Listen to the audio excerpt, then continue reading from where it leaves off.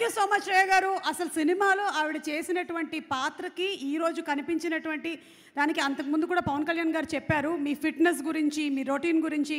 Simply super Shreya గారు, you just nailed it. And ఈరోజు ఇంత ఘన విజయం సాధించడానికి ముఖ్యంగా పెట్టుబడి పెట్టి ఈ సినిమాని స్టార్ట్ చేసినటువంటి మా ప్రొడ్యూసర్ డివివి దానయ్య గారికి శుభాకాంక్షలని చెప్తూ, డివివి దానయ్య గారిని అలాగే కళ్యాణ్ దాసరి గారిని ఒక్కసారి వేదిక మీదకి రావాల్సిందిగా నేను రిక్వెస్ట్ చేయట్లేదు. థ్యాంక్ యూ కంగ్రాచులేషన్స్ తెలియజెప్తున్నాము ఇక్కడి నుంచే.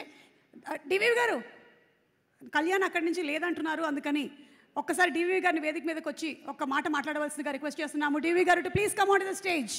ఆర్ఆర్ఆర్ లాంటి సినిమాని తీసి మన భారతీయ చలనచిత్ర చరిత్రలోనే ప్రపంచనాన్ని సృష్టించినటువంటి ప్రొడ్యూసర్, మరొకసారి ఇప్పుడు ఓజీతో 300 crores దగ్గరగా ఉన్నటువంటి బ్లాక్ బస్టర్ ఓజీని కొట్టారు. Congratulations to you sir.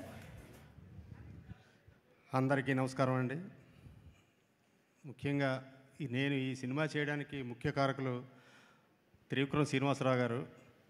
ఆయన వల్లే ఈ సినిమా చేయగలిగానండి. ఆయన ప్రోత్సాహంతో చేశాను.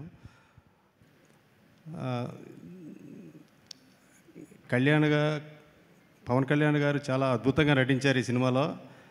చాలా బాగా కష్టపడి చేశారు. సుజిత్ కూడా చాలా బాగా కష్టపడి చేశాడు. మన తమనన్న కూడా అన్న తమ్ముడు తమ్ముడు కూడా బాగా కష్టపడి చేశారు. రవికే చంద్రన్ గారు, అర్జున్ దాస్ గారు, శ్రేయారెడ్డి గారు, ప్రియాంక మోహన్ గారు, అందరూ టెక్నీషియన్స్ అందరూ బాగా కష్టపడి చేశారు. ఇంత బ్లాక్ బస్టర్ ఇచ్చినందుకు అందరికీ నా ధన్యవాదాలండి.